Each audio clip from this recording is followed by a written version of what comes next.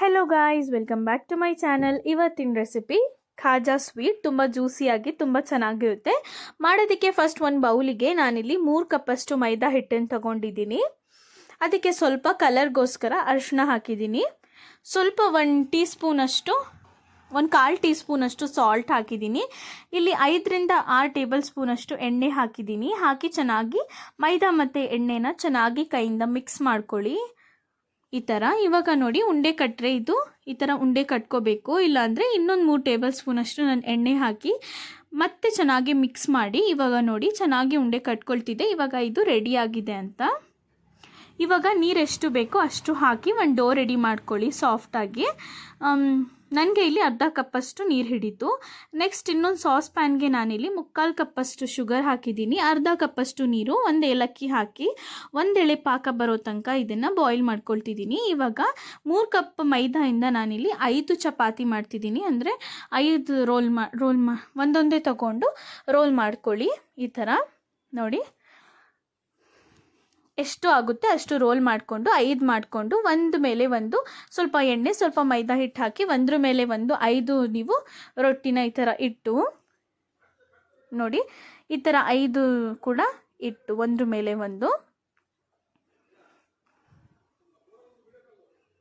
ಎಣ್ಣೆ ಹಾಕಿ ಮೈದಾ ಹಿಟ್ಟು ಹಾಕೋದ್ರಿಂದ ಚೆನ್ನಾಗಿ ಲೇಯರ್ಸ್ ಎಲ್ಲ ಚೆನ್ನಾಗಿ ಬರುತ್ತೆ. ಇವಾಗ ರೋಲರಿಂದ ನಿಮಗೆ ಎಷ್ಟು ಥಿನ್ನಾಗುತ್ತೆ ಅಷ್ಟು ಥಿನ್ನಾಗಿ 5 ಸೇರಿಸ್ಕೊಂಡು ಈ ಥರ ರೋಲ್ ಮಾಡ್ಕೊಳ್ಳಿ. ನೋಡಿ, ಈ ಥರ ರೋಲ್ ಮಾಡಿಕೊಂಡು ಮತ್ತೆ ಸ್ವಲ್ಪ ಎಣ್ಣೆ ಸ್ವಲ್ಪ ಮೈದಾ ಹಿಟ್ಟು ಹಾಕಿ ಈ ಥರ ಕೆಳಗಡೆಯಿಂದ ಈ ಥರ ರೋಲ್ ಮಾಡಿಕೊಂಡು ಕೈಯಿಂದ ಈ ಥರ ಥಿನ್ ಮಾಡ್ಕೊಳ್ಳಿ. ಈ ಥರ ಮಾಡ್ಕೊಂಡಾದ್ಮೇಲೆ ಕಟ್ ಮಾಡ್ಕೊಳ್ಳಿ. ಎಷ್ಟು ದಪ್ಪ ಬೇಕು ನಿಮಗೆ ಅಷ್ಟು ದಪ್ಪ ಕಟ್ ಮಾಡಿಕೊಂಡು ನೋಡಿ ಎಷ್ಟು ಚೆನ್ನಾಗಿ ಲೇಯರ್ಸ್ ಬಂದಿದೆ ಅಂತ. ಇವಾಗ ಒಂದೊಂದೇ ತಗೊಂಡು ಈ ಥರ ಸೈಡಿಂದ ಈ ಥರ ರೋಲ್ ಮಾಡ್ಕೋಬೇಕು. ನೋಡಿ, ಈ ಥರ ಎಲ್ಲನೂ ನೀವು ರೋಲ್ ಮಾಡ್ಕೊಳ್ಳಿ. ಒಂದೊಂದಾಗೇನೆ ಎಲ್ಲನೂ ರೋಲ್ ಮಾಡಿಕೊಂಡು ಇಟ್ಕೊಳ್ಳಿ.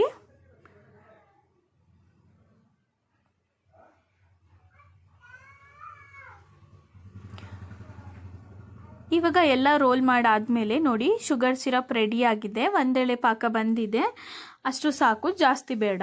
ಇವಾಗ ಇದನ್ನು ಬಂದ ತಕ್ಷಣ ಇದನ್ನು ಆಫ್ ಮಾಡಿ ಇವಾಗ ಮೀಡಿಯಮ್ ಫ್ಲೇಮ್ ಇದನ್ನು ಸೈಡಿಗೆ ಇಡಿ. ಇವಾಗ ಲೋ ಫ್ಲೇಮಲ್ಲಿ ಎಣ್ಣೆಯಲ್ಲಿ ಒಂದೊಂದಾಗಿ ಈ ಖಾಜಾನ ಬಿಟ್ಟು ಲೋ ಫ್ಲೇಮಲ್ಲೇ ನೀವು ಫ್ರೈ ಮಾಡಬೇಕು. ಸ್ವಲ್ಪ ಟೈಮ್ ಹಿಡಿಯುತ್ತೆ.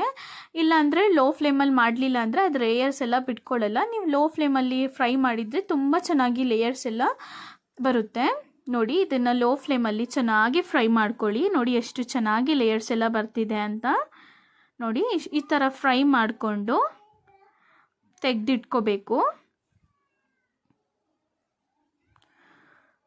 ನೋಡಿ, ಈ ಥರನೇ ನೀವು ಲೋ ಫ್ಲೇಮಲ್ಲಿ ಇಟ್ಕೊಂಡು ಇದನ್ನು ಫ್ರೈ ಮಾಡ್ಕೊಳ್ಳಿ. 10 to 15 ಮಿನಿಟ್ಸ್ ಇದನ್ನು ಲೋ ಫ್ಲೇಮಲ್ಲಿ ನೀವು ಫ್ರೈ ಮಾಡ್ಕೋಬೇಕು.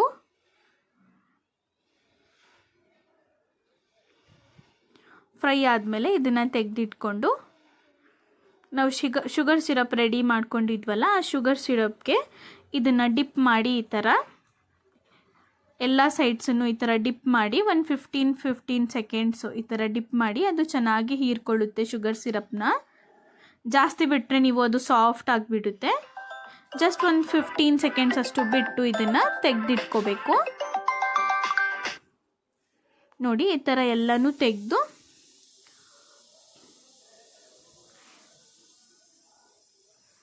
ಇಟ್ಕೊಂಡ್ರೆ ನೋಡಿ ರೆಡಿಯಾಗಿದೆ ನಮ್ಮ ಖಾಜಾ. ತುಂಬ ಜ್ಯೂಸಿಯಾಗಿ ತುಂಬ ಚೆನ್ನಾಗಿರುತ್ತೆ. ಒಂದ್ಸತಿ ಟ್ರೈ ಮಾಡಿ ನೋಡಿ. ರೆಸಿಪಿ ಇಷ್ಟ ಆಗಿದ್ದರೆ ಪ್ಲೀಸ್ ನನ್ನ ಚಾನಲ್ನ ಸಬ್ಸ್ಕ್ರೈಬ್ ಮಾಡಿ, ಲೈಕ್ ಮಾಡಿ.